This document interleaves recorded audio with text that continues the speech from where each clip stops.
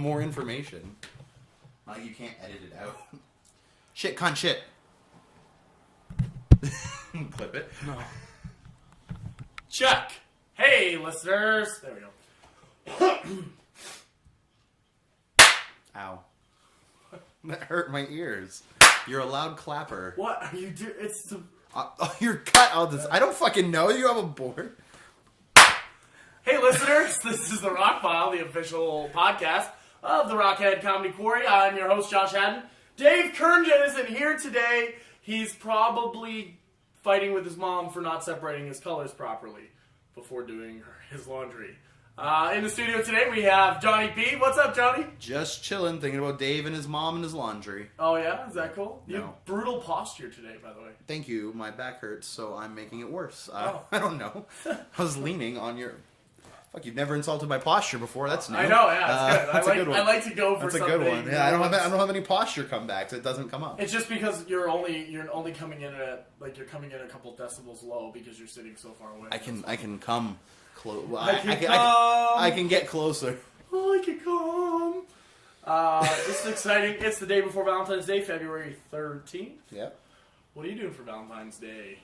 I don't know, man. Like romantically, I know what your career is doing, yeah. comedy-wise, but... I don't know, man. I've been passively, aggressively liking girls' statuses on Facebook for the past month or so, hoping to win my way into a gentle friend zone, where I can hopefully invite them out tomorrow for some drinks after a show, maybe, and try to touch their boob. Wow, that's cool. It's romantic. That's not bad. Will you be my Valen squeeze? Valen squeeze, sexuals... I'm going to sing every terrible thing. Because I have no tags today. My brain's not working. You're just going to sing the only tags I got are the skin kind. If you could make audible sounds to describe the face I just made at him right I know, there. we have to videotape this because your faces are unbelievable when I say things. Anyway, Valentine's Day, pretty good. Apparently, I found out today, I went to the flower shop to send flowers out to... one lucky lady. One. I like how you had to think about the number. Just one. Several. Just one. Several possible contestants. Yeah, I sent it out to just one. And I found out that Valentine... Oh, this is why it came up. Now my one doesn't make sense. St. Valentine, there was actually 3 of him. Did you know that? No. Oh, you don't care? Well, no, I just didn't. I thought it was one dude in Spain who fucked other dudes' there were women. 3, and I didn't know why he's a saint, because I would assume he was adulterous, no? No, he wasn't the adulteress, but he helped other people commit adultery, I think. I don't know the lore, I guess, against it, but I thought it was, the other dudes were off doing dude stuff, so St. Valentine went and tended to the wives and kept them happy while the dudes were off fighting war, but then they found out and cut his balls off and put him in Munich jail or whatever.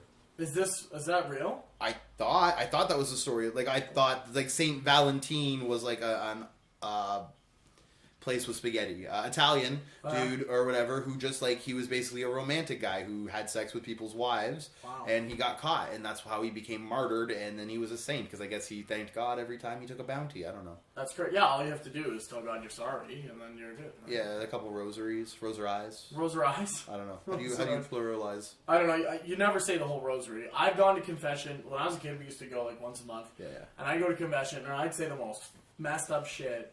Oh, I'm not on the actual radio. I'd say the most messed up stuff to... you like what I did there? Because I was going to say fucked up stuff. Yeah, but then you put shit for stuff. Anyway. Yeah. Most messed up stuff to the priest, and it'd be 2 Hail Marys, 4 Our Fathers, whatever. There was nothing. There was no rosary. I don't think... I've never admitted to committing murder to my priest, but I imagine maybe you'd get a rosary too. See, I don't know. Whenever I told confession, all I had to do was reach over into the lap of penance, right, and then just tug on the sin stick a little bit there to let God know that I'm sorry. Tugging. That's great. To let God know. Yeah, because we were just masturbation joke. Yeah, it's a masturbation joke. Let's go in with it. It's a jerk off joke. Why are you singing that? Because I gotta sing everything. It's a jerk off joke. I told you I gotta sing everything. Valentine's Day is tomorrow. The Comedy Quarry, WindsorComedy.com. has a show, 9 o'clock. The dinner and show portion sold out, but there's still about 10, 12 tickets left for just the show. It features Michelle Shaughnessy. She's very funny. Yeah, no, I liked her. I've listened to one of her scenes. It was great. Michelle Elephant Never Forgets. Michelle Elephant Never Forgets. That was probably the best thing I've ever... That was great. Being a fat guy, I can relate to that. Yeah, for sure. We're going to try and get her on the podcast for next Friday. Yeah. Yeah, we'll record it probably, this weekend or something. Sure. She's down. She's in town. Michael Jeter's on the show. You're on the show. Yeah. You're hosting. Yeah. It's a very exciting time. Yeah, it'll be a quick experience. So It'll be very quick. It'll be a lot of stuff will be happening in a short amount of time. Right. There'll be some confusion, probably a little bit of anger, but we'll get through. On Saturday, we have 2 shows, 8 p.m. and 10:30 at the Quarry. You can check those out. WindsorComedy.com. The Windsor Star today, they did a parody of celebrities reading mean tweets. Which is a gem, by the way. It's hilarious. Jimmy Kimmel has not gone viral in the last, 5 videos he's put out. No, everything he does is fantastic. Great team of writers. Great team of writers. Well, whatever. It's still good.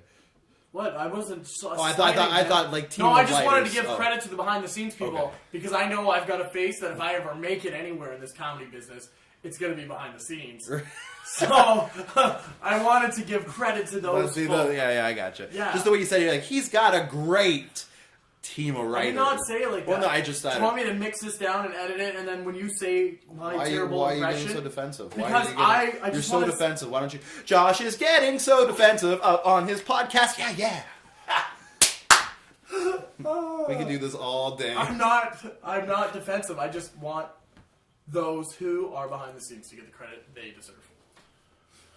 Anyway, so the Windsor Star did, the Windsor Star did a parody of that, and they read some of the most terrible comments they've received. It was Chris Vanderdolen at Chris Vanderstar. You can check him out on Twitter, and at Ann Jarvis. Ann Jarvis, it was funny. They said one thing like, "She's probably miserable because of her divorce." And she's like, "We're celebrating 30 years of marriage next month." It was pretty good. And they gave a shout out to the Rockhead Comedy Quarry because someone, I guess, said, "Ann Jarvis, you are a joke.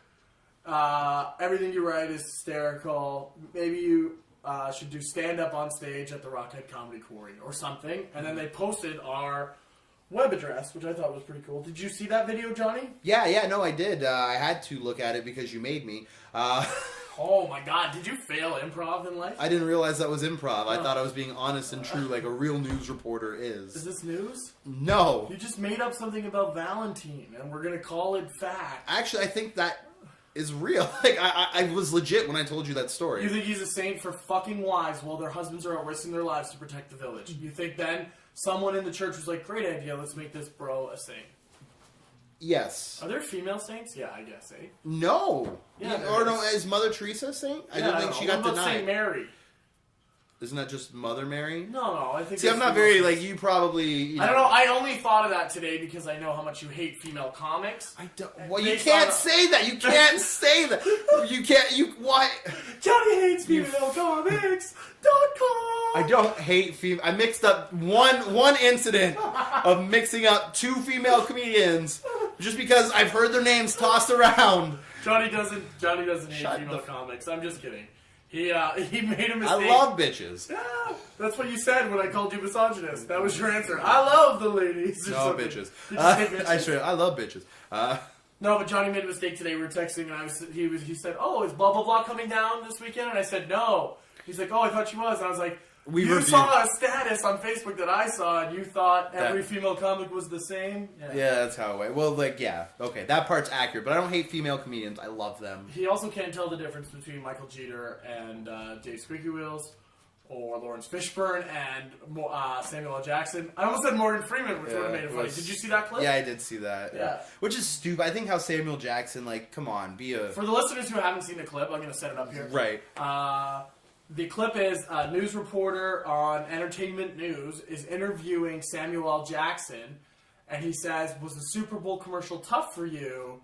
Are you getting recognized from that a lot?" And the Super Bowl commercial was Lawrence Fishburne. Like Morpheus. Right, from The Matrix. Right, and Sam Jackson was like, "No, that wasn't me in the motherfucking commercial. I'm the motherfucker from the motherfucking snakes with the motherfucking plane."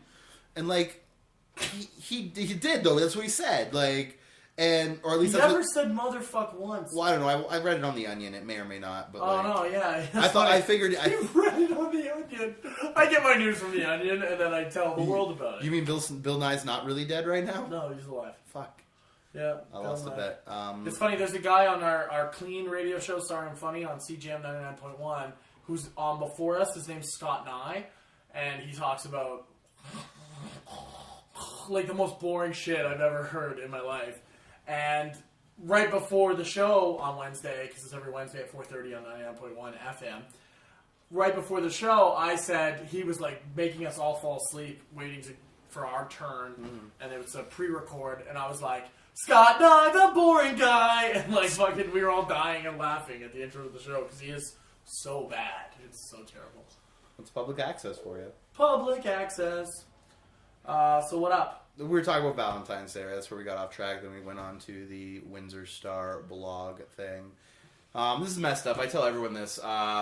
McDonald's, right? I don't know. I like tell this, but McDonald's is doing that thing where they basically deck out their restaurant, right? And they hire like extra staff, and they treat it like a romantic dinner. You know what I mean? Like candlelit dinner with Big Macs. You know what I mean? Is this true or is this? No, this is 100% true. Like this is like I was in because I went to McDonald's because that's what I did, and in line it was like make sure you join us. Like there's a sign saying make sure you join us on Valentine's Day for our candlelit dinner. You will be seated by our McMater D's or whatever, like that, like, and you know you can eat your Big Mac by candlelight. And excuse me, so I can go to McDonald's on Friday. Yep. And here in the city of Windsor. Yep.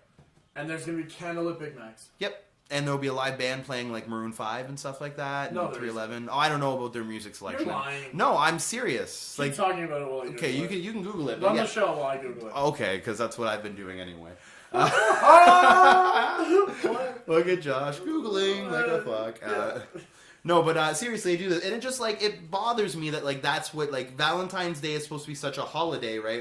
And the look on your face tells me that you just found it like on Google. This is from the New York Times. Skip the drive-thru. McDonald's is taking reservations for Valentine's Day.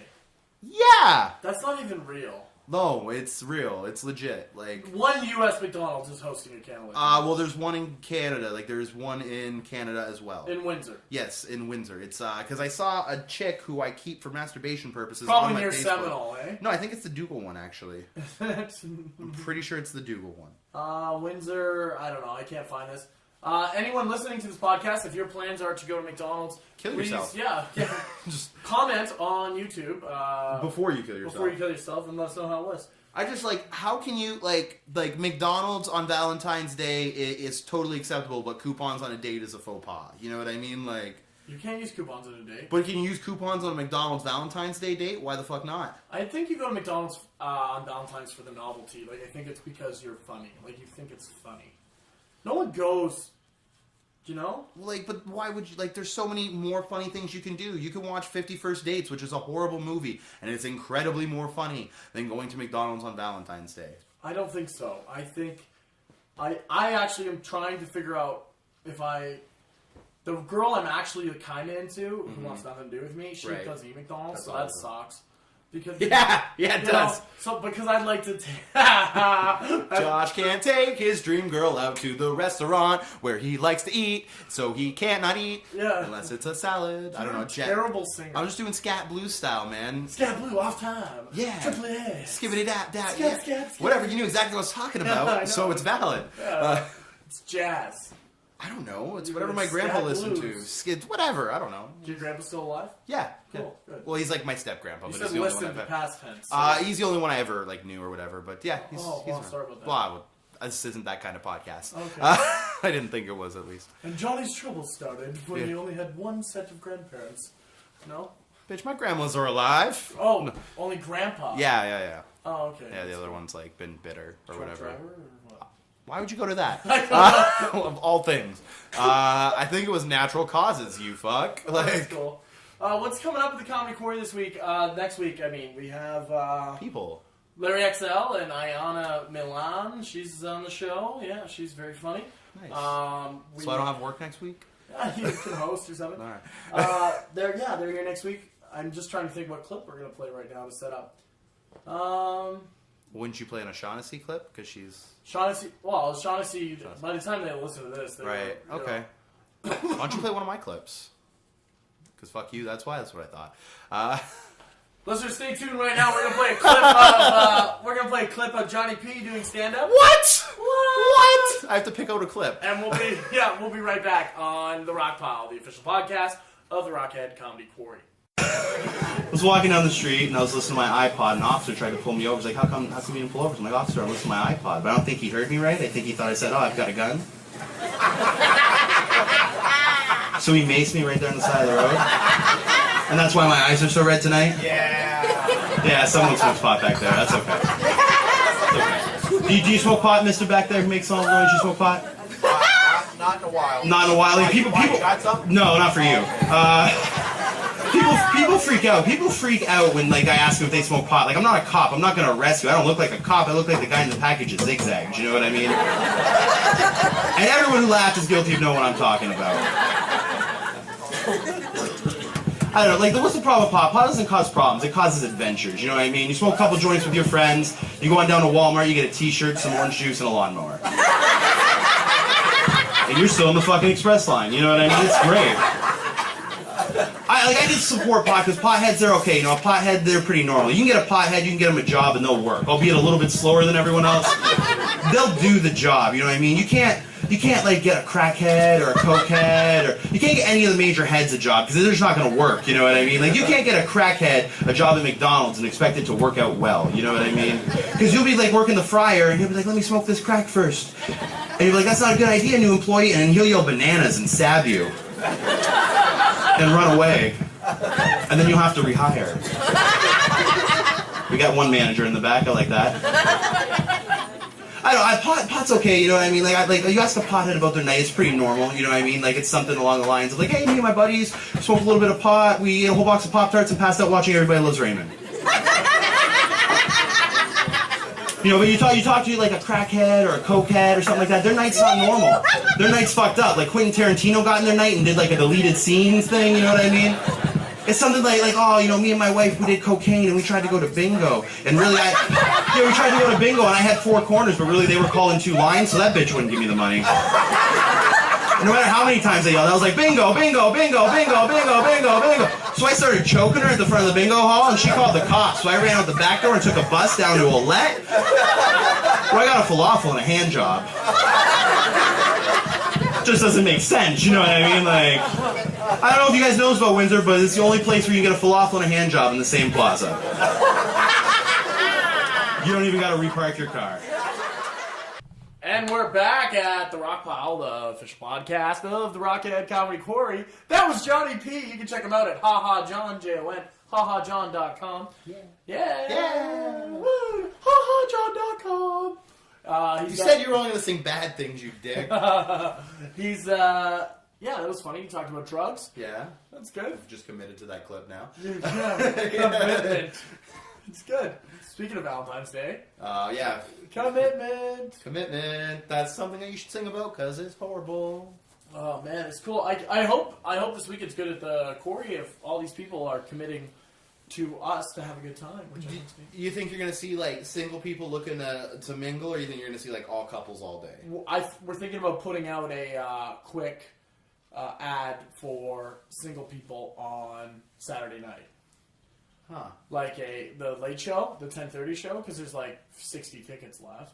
Right. Doing something like, you know, like I Hate Love or something, right? Yeah, no, it's just cynical love. No, not cynical love. No. That's good though. We can't even bring it up because it's over. Yeah, it's done. There's a show going on right now downtown called Cynical Love that neither one of us are performing in. So you don't need to go. Right. Yeah. And by the time you get this, it'll be over. It was over before it started.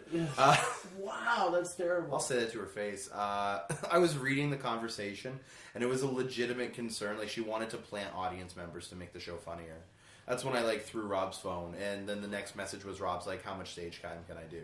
And I was it's so pathetic. What, Rob? What do you mean? He was supposed to do the show. Like, she wanted to plant audience members to, like, do, like, practice gags or whatever, or have, like, plant hecklers, you know what I mean? Yeah. Like, and shit like that. That's part of, that's one part of performance art. I disagree with that, especially if you're going to market it as a comedy show, you know what I mean? It's a variety show, I think. Of skits and music and comedy. Yeah, the big controversy, right? She's trying to have him do a skit with a turban in it, and, like, they won't have anything to do with it, I guess. There's controversy around that was it, right? Like, the performers didn't want to be in it, right? Because the person leading it was planning and writing skits, basically, and they were offensive, or whatever, or, like, viewed as offensive, I guess. You know what I mean? A turban, by definition, is any joke. There's some form of offensiveness in it. I imagine if you strip it down. Well, offense is something or that's anger, or you know. You can't pick something to be offensive, right? What you find offensive, what I find offensive are different. Offense is something that's taken and not given. You can't give someone offense, but someone can take it at the shit you say. Right, so, I don't know, it blows my mind. But you can check out that show if you wanted, or let us know how it was in the comments. I have a feeling that it'll be a small selection of comments. And if you're listening, I hate you, Brooke. Anyway. Wow, that's terrible. Who's Brooke? The girl running the show? Yeah, I think so. You hate her? She made fun of me one time, and I wasn't happy about it. Everyone makes fun of you. Yeah, but she made fun of me in a not friendly comedy way. Like what? I don't even remember. She was like, well, you're stupid, and, like, I don't like that. I don't really remember the full conversation, but I remember she pissed me off, so I hate you. Okay, good. So Johnny hates Brooke. I think who's like 4'11" and has been nothing but nice to me. Well, I don't know. I didn't like her, but whatever. That's fine. Wow, that's weird. She's like, "Oh, you gonna go do comedy?" I'm like, "Yeah, I am." She's like, "Oh, you think you're funny?" And I'm like, "Yeah, I do." And she's like, "Well, I don't know you." I'm like, "Well, bitch, I don't know you. Like, don't come to my house." When was this? The Villains that Rob put her up like 2 months ago. Oh yeah. Yeah. Was she read from cue cards? Yeah. It was the first time. Everyone was like rude. I defended the shit over her. Like, well, cue cards or something else. But no, I wasn't. I'm all down for first timers. You know what I mean? My first time I had cue cards, and I was sweating so much. It was grade 8, and I was sweating so much that I had sweat that were running the cue cards, and I had sweat on my forehead when I was. Are you sure it just wasn't grease when you were eating KFC and writing jokes? And I had ink on my forehead from the show after, because I guess I was wiping sweat with ink from the cue cards on my.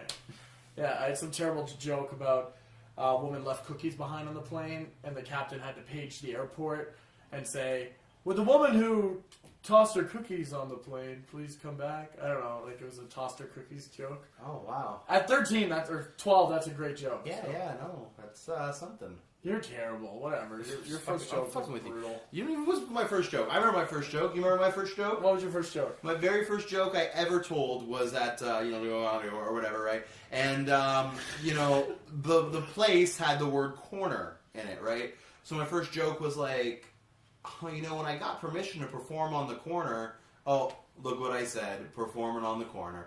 Wow.